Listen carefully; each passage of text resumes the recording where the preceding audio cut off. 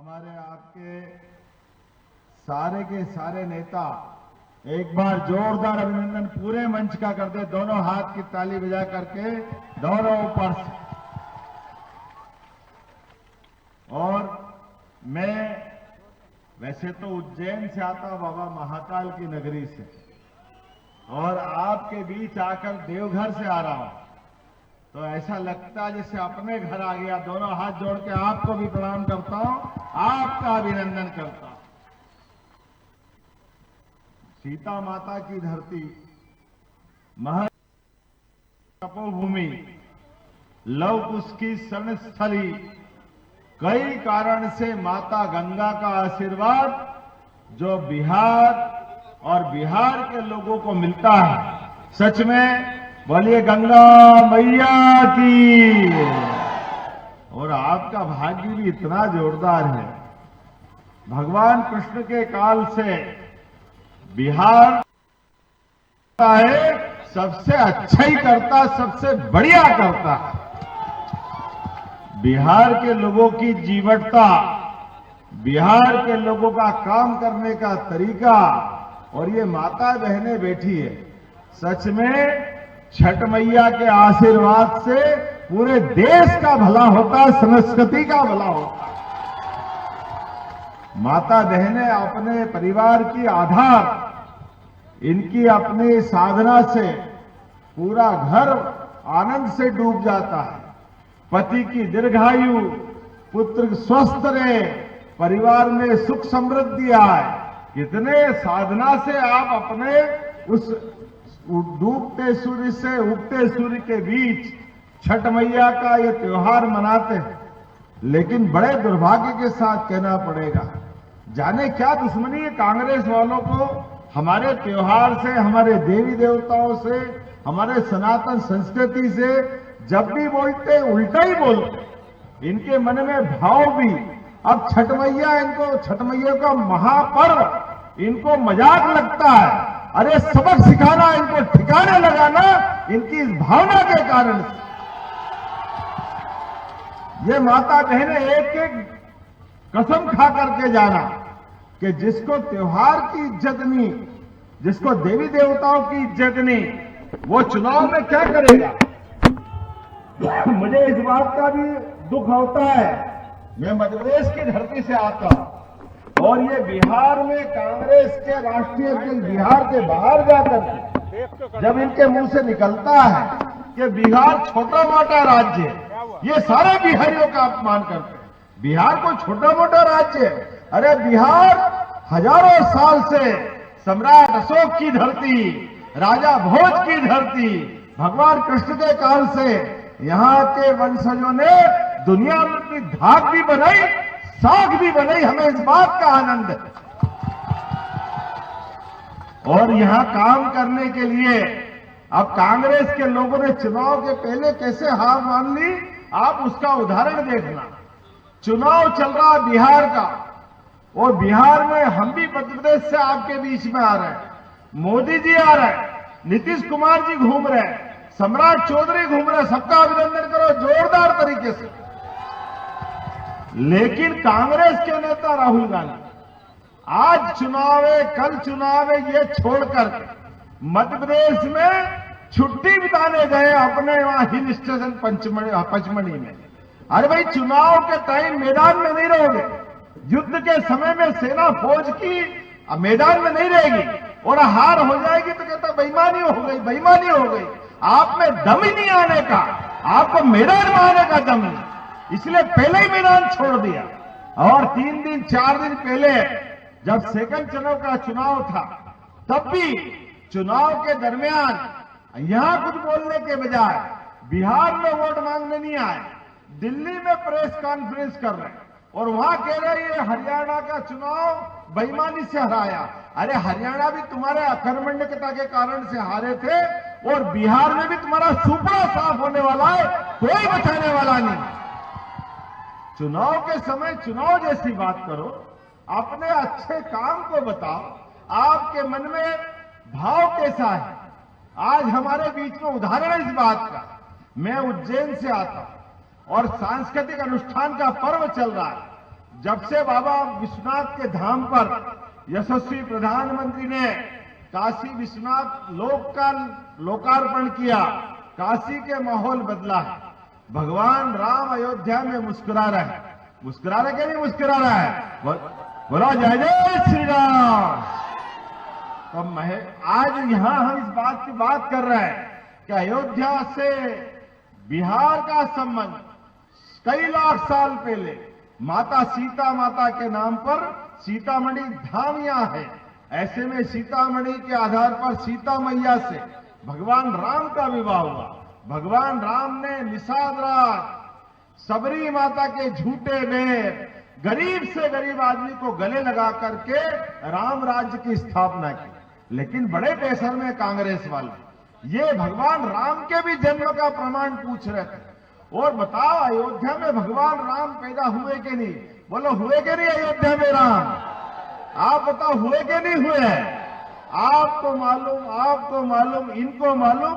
अगर नहीं मालूम तो कांग्रेसियों को नहीं मालूम। ये कोर्ट में, हाई कोर्ट में, सुप्रीम कोर्ट में शपथ पत्र दे रहे हैं। कहां राम, कहां पैदा हुए, किसने देखा? अरे बड़े दुर्भाग्य के साथ कहना पड़ेगा, राम और कृष्ण की धरती पर 5000 साल पहले भगवान कृष्ण हुए, लाखों साल पहले भगवान राम हुए।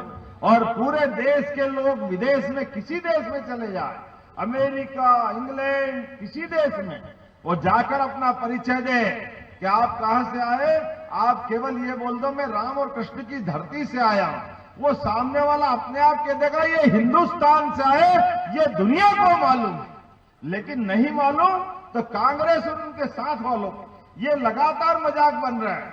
लेकिन आज जब मैं आपसे बात कर रहा हूं तो और मुझे इस बात को बोलना पड़ेगा कि जब अयोध्या में भगवान राम मुस्कुरा रहे हैं, बाबा महाकाल के महालोक के बाद हमारा उज्जैन पूरा बदल गया।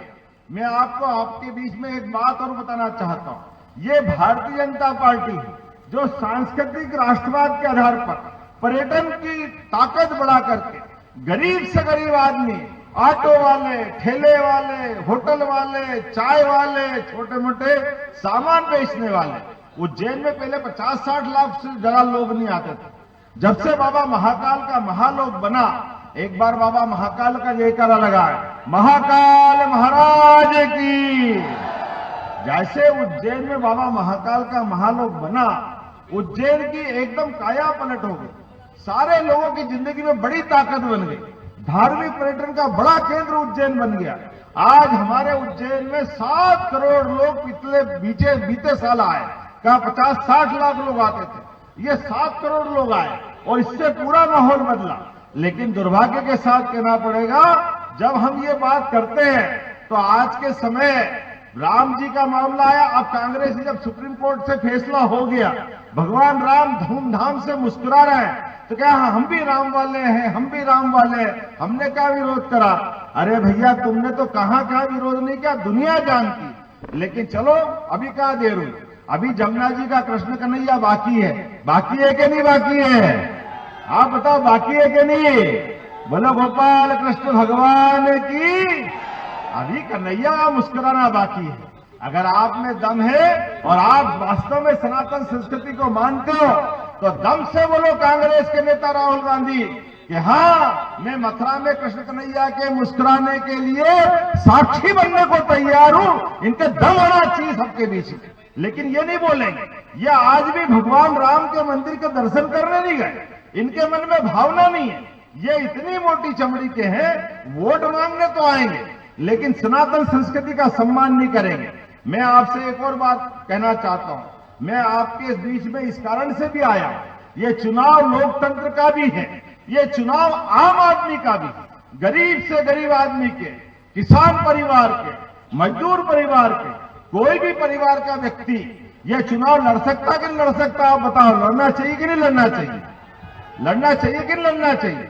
लेकिन मेरे अपने परिवार से ये भारतीय जनता पार्टी फैले हुए कीचड़ में एक किसान परिवार के, मेरे यहां कोई सांसद नहीं, कोई विधायक नहीं, मंत्री का तो सोच ही नहीं सकते, और इतने बड़े राज्य का मुख्यमंत्री बनाती है, ये केवल भारतीय जनता पार्टी बना सकती है। मुझे इस बात का गर्व है। आज का चुनाव इस बात का है, हर एक व्यक्ति को मौका मिलना चाहिए, सामान्य परिवार का आदमी भी, लोकसभा हो, विधानसभा हो, सारी दूर सरकार बनाने के लिए आगे आ सकते हैं। मेरे अपनी विधानसभा में तो 500 वोट भी अपने समाज के नहीं है, लेकिन ऐसे बीच में भी भाजपा के द्वारा एक बार नहीं, 2 बार नहीं, 3-3 बार मौका दे करके विधायक, शिक्षा मंत्री और मुख्यमंत्री का मौका दिया। यह है सबका साथ, सबका विकास, सबका विश्वास, सबका प्रयास। जोरदार मोदी जी के लिए अभिनंदन करें, नरेंद्र मोदी जी के लिए। आज आपके बीच ये श्याम कुमार जी का तो और महत्व बढ़ जाता है। जब राम की मैंने बात कर ली तो श्याम की बात तो होना चाहिए कि नहीं होना चाहिए? जोरदार ताली बजा के होना चाहिए कि नहीं होना चाहिए? तो जब मैं श्याम यादव जी की बात कर रहा हूं तो फैले हुए कीचड़ में आने वाले चुनाव में और माहौल दिखाई दे रहा है। अब कोई बात मुझे शंका की नहीं है। दिल्ली में एनडीए सरकार, यहां नीतीश कुमार की सरकार बनना चाहिए कि नहीं बनना चाहिए? और श्याम कुमार यादव जी जीतना चाहिए कि नहीं जीतना चाहिए? तो एक बार जोरदार दोनों हाथ की मुट्ठी बांध करके पहले तो ताली बजाओ, जोरदार अभिनंदन करें ये श्याम यादव जी की भारी बहुमत से चुनाव जिता करके। और एक बार फिर आप विजय बनाएंगे। हमारे भोले भाले, सीधे साधे काम करने वाले और इनके सामने लड़ रहे कम्युनिस्ट वाले, बड़ा चालाक है भाई, जाने क्या क्या करता रहता है, सारे उल्टे पुल्टे काम करता कि नहीं करता है, मुकदमेबाजी करता है, झूठे छीटे पता नहीं क्या क्या नाटक करता है। मुझे मध्य प्रदेश तक खबर आती है। ऐसे लोगों को कोई बात नहीं, हमारे वंशज गोपाल कृष्ण वाले हैं, ये सारे कालिया नाग के ऊपर, फन के ऊपर डांस करना जानते, इनके दांत तोड़ना भी जानते, ये सारे हिसाब करने में सक्षम है। और आज के इस दौर में इसी बात की आवश्यकता है कि नहीं आवश्यकता, बताइए? तो आज हम सब इतना संकल्प कर ले, मुझे और सभाओं में जाना है, देरी से आने की क्षमा भी चाहता हूं, लेकिन मान के चलता हूं कि 11 तारीख के दिन एक एक वोट इस कमल के फूल पे मिलकर के भारी बहुमत से श्याम बाबू को जिताएंगे। बोलो सब तैयार है? तो दोनों हाथ की मुट्ठी बांधे, दोनों हाथ ऊपर कर लें और मैं बोलूंगा भारत माता की, भारत माता की, भारत माता की। आपके भरोसे में विजय माला पहना रहा हूं। आप सब जब तक चुनाव नहीं हो तब तक शांति के साथ काम करते हुए, आखिरी वोट जब तक श्याम बाबू के पास नहीं डल जाए तब तक शांति से नहीं बैठेंगे। बोलो सब तैयार है? बोले भारत माता की, भारत माता की, भारत माता की। बहुत बहुत धन्यवाद। भारत माता की जय।